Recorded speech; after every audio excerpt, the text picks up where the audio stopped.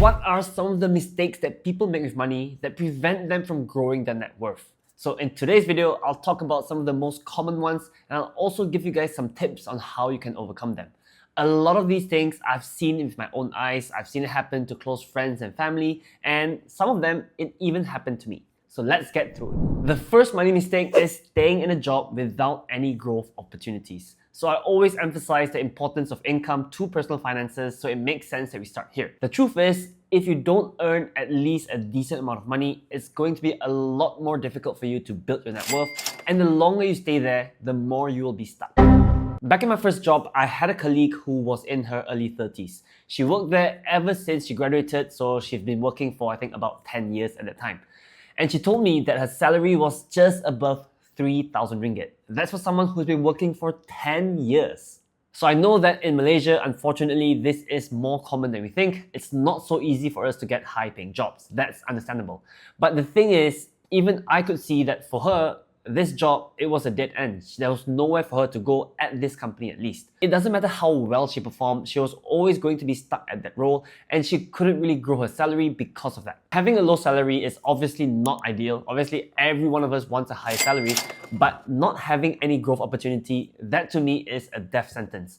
Even if you have, let's say, a decent paying job, if you don't have any growth opportunities, it's still going to be hard for you. I'll give you guys some examples. If you're someone who works in customer service, or let's say you do food delivery, yes, especially when we're fresh grads, it can seem very tempting, right? The pay can be like, oh, you can get 4, 5, even 6,000 ringgit a month. That sounds very, very good. But where do you go from there? You can't really, grow from there and get higher pay. I know it can be hard to get into better jobs, so I understand, that these things, sometimes you have to do it, and it's okay for you guys to do it, at least temporarily. But in my opinion, at least the way I see it, there's two paths for you from here. The first option is that, you just keep working this job, but in your free time, you start looking for other jobs, other roles where you can actually grow. If you have to spend your free time, upskilling yourself, then do it and just keep applying for jobs. Your second option is, let's say this job, there's not really many growth opportunities, but it does give you a lot of free time. And you use this free time to start a business, to freelance and make some extra money there. Then that is, again, for me, completely fine, because maybe your main income, there's no growth opportunities, but if you start your own business, there will always be opportunities for you to grow that bigger and bigger. So yeah, in my opinion, these are your two options if you feel like you're stuck in this situation. So for those of you guys who maybe that one doesn't apply for you, maybe you are someone who has a good job, the pay is good, you have good progression, and the ceiling for you is really high, then that's really good. But the second money mistake that you could be making is lifestyle inflation. Lifestyle inflation is basically when you start increasing the amount of money that you spend every single month as your salary goes up. This is actually fine. It sounds like a bad thing, but to me, it makes a lot of sense. There's no way, we're going to spend the same amount of money when we're someone in our 30s earning 10,000 ringgit as we did as a fresh grad earning 3,000 ringgit. It just doesn't make sense. We're not going to just be eating Maggi every day, right? We did it back then, but now we're earning more money. We should be spending more as well. The problem comes when you overdo it. So we don't want to be that person who, gets a 500 ringgit salary raise and then immediately increase our expenses by 500 ringgit as well. This is exactly how a lot of high earners don't have a lot in savings. They have good progression, they're making more and more money every single year, but they're also increasing their expenses, which means that in terms of their savings, it's basically still the same ever since they started their careers. I'll admit that this actually happened to me as well. So back when I started this YouTube channel, it started making me some extra money, and I thought like, wow, I have so much more money to spend now every single month, right? And that's exactly what I did. I spent the money. I thought, I'm working hard, I'm doing like a side job, I'm making extra money, I should reward myself. And I should. But the problem was, there was too much self-reward. Basically, everything that I made, I spent it as well. And it basically meant that I didn't grow my net worth by any more than I did before I started this YouTube channel. So the solution to this is to pay yourself first.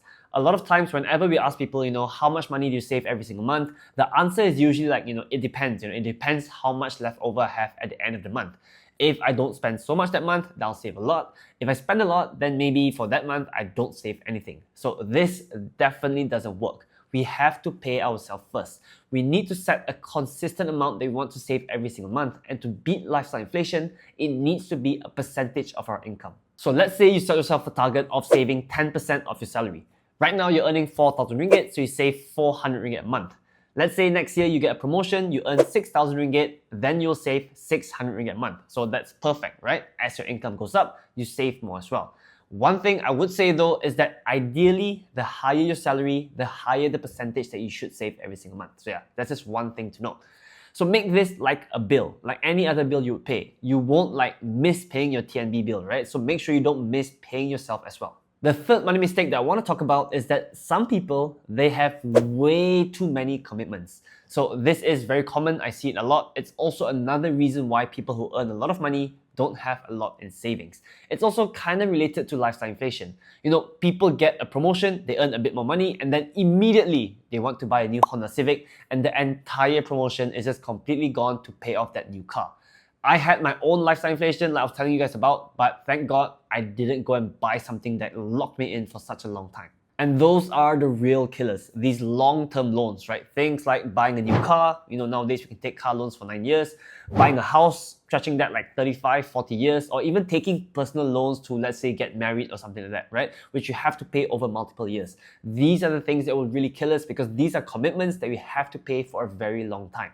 If it's something that, you know, you only have to pay off for a few months, let's say you bought something on BNPL, you regret it, you know you shouldn't have spent that money, at least it's not so bad, you know? You made a mistake, you pay for it, and life goes on. But what if you bought a car? What if you bought a house? You know, there's no way you can get out of it. You will be stuck with this loan for a very long time. And for those of you who are thinking, you know, good thing I didn't buy a car, good thing I didn't buy a house, you know, this doesn't apply to me. Just remember that a lot of people, including me back then, we have a lot of smaller commitments that can really add up. So back then, I used to subscribe to things like EA Play, I used to have Netflix, Spotify, Disney Plus, all those stuff. You know, I thought it was cheap, and it was. You know, like Spotify, 15, 20 ringgit a month, it's not that bad, right? But once we had a lot of this, it can really stack up, it can really cost us a lot of money. The good news is because some of these things are short-term in nature or even not contracted at all, it's very easy to solve. So what I did was I reviewed all of my subscriptions and I just immediately cancelled the ones that I don't really use. Or, you know, if you're struggling with money a bit, then you need to sacrifice some of this entertainment stuff as well. If you're on something like a short-term contract, let's say you decided to buy an iPhone for 2 years, then yeah, you don't really have a choice. You'll just have to live through it, pay the bill, and then when it's done, make sure you don't repeat the same mistake. Don't, you know, you're done paying off your iPhone after 2 years and you think, oh, perfect, it's time for me to buy the next iPhone. No, don't get sucked into this trap. Again, we don't want a lot of commitments. But if you have commitments that are the longer term ones, you know, things like a car, things like a house, these are the trickier ones. And the only solution, if you're really stuck, is for you to downgrade. You know, it sucks for you to downgrade your lifestyle, I know, but it sucks even more for you to be tied into commitments. So try and see, you know, if you can sell off that car, sell off that house for a small loss, or even make profit if you're lucky. See if you can do that and just buy a cheaper alternative. So some people will tell me, you know, you don't understand, there was a major expense that I had to pay for, you know, I didn't ask for this, and I didn't have the money saved up, so I had to take a personal loan to pay it off, and now I'm stuck with that. You just wouldn't understand. So that brings me to my fourth mistake, which is not having an emergency fund. This to me is one of the most important things in personal finance. It will help you avoid situations just like this. We can't avoid emergencies, you know, things can happen at any time. But at least if it happens, you can pay it off in cash. You don't have to take loans. You will minimize the extra payments you have to make in terms of interest. It can be anything. It can be a medical bill. It can be a car repair. It could even be to maybe bail out a family member who's stuck in a tricky situation. And aside from that, having an emergency fund also gives you a lot of peace of mind. Like many of you guys, when I started off my career, I didn't have a lot of money and I didn't really like looking at my bank account. We always think about, you know, when is the next paycheck gonna come? Can we last until then? And what if any emergency pops up? How are we gonna pay for that? And once I managed to build that buffer in the form of an emergency fund, things got a lot better. You know, it freed me up to do a lot more other things. There are already so many things for us to worry about in life. If you can remove money, that would be huge. So aim to build your emergency fund. I always say that this should be your first goal when it comes to your personal finances. Most common advice out there will say that you should save 3 to 6 months worth of your expenses, and I think that's good enough. So let's say you're someone who spends 90% of your income and you can save only 10%. That's fine. It will take you 54 months or 4.5 years to save up a 6-month emergency fund. If you can save 20% of your income though, then it will only take you 2 years. I know this sounds tough. 2 years, 4.5 years, this sounds like an extremely long time, and it is, but trust me, this is one of the most important things for you to do. Now we get to the part for the people who are already doing relatively well. They have a good job, they're on a high salary, things are going well, they're managing their money well, they don't have a lot of loans, and they're even saving some money. So everything seems good, right?